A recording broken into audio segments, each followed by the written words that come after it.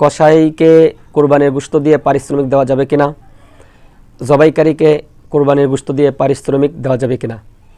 এক্ষেত্রে হাদিসের মধ্যে সুস্পষ্ট নিষেধাজ্ঞা এসেছে। হযরত আলী রাদিয়াল্লাহু তাআলা আনহু বলেন, আমারনি রাসূলুল্লাহ সাল্লাল্লাহু আলাইহি ওয়াসাল্লাম আন আকুমা আলা বুদনিহি। হযরত আলী বলেন, রাসূল সাল্লাল্লাহু আলাইহি ওয়াসাল্লাম আমাকে তিনার কুরবানির পশু দেখাশোনার দায়িত্ব দিলেন। ওয়ান আতাসাদ্দাকা বিলাহমিহা ওয়া জুলুদিহা ওয়া আজিল্লাতিহা, এবং রাসূল সাল্লাল্লাহু আলাইহি ওয়াসাল্লাম আমাকে এই দায়িত্ব দিলেন আমি যেন কুরবানির পশুর গোশত, চামড়া এবং তার জিন সেগুলো যেন সদকা করে দেই। ওয়া আল্লা উতিয়াল জাজ্জার মিনহা, এবং কুরবানির পশুর গোশত থেকে কসাইকে পারিশ্রমিক দিতে রাসূল সাল্লাল্লাহু আলাইহি ওয়াসাল্লাম আমাকে নিষেধ করেছেন। তারপরে হযরত আলী বলেন, নাহনু নুতিহি মিন ইনদিনা, কসাইয়ের পারিশ্রমিক আমাদের নিজেদের পক্ষ থেকে দিতাম। তাহলে এই হাদিস থেকে সুস্পষ্ট বোঝা গেল কসাইকে অথবা জবাইকারীকে কুরবানির গোশত দিয়ে পারিশ্রমিক দেওয়া জায়েজ হবে না।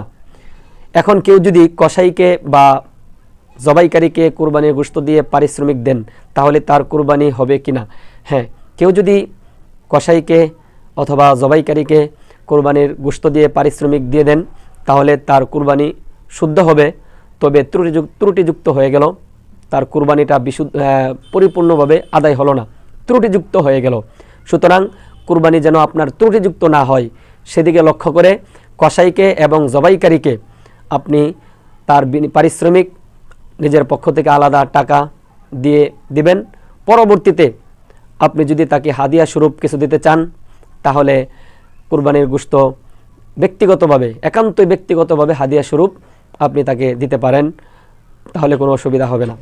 যেমন এই ব্যাপারে দলিল আসছে আল মুহিতুল বুরহানি খণ্ড নম্বর 8 পৃষ্ঠা নম্বর 471, অনুরূপভাবে বাদাইউস সনায়ে খণ্ড নম্বর 4 পৃষ্ঠা নম্বর 225, ফতুল বারি খণ্ড নম্বর 4 পৃষ্ঠা নম্বর 650, অনুরূপভাবে আদ-দুরুল মুখতার খণ্ড নম্বর 2 পৃষ্ঠা নম্বর 616, অনুরূপভাবে তাবিয়ুনুল হাকায়েক খণ্ড নম্বর 6 পৃষ্ঠা নম্বর 486।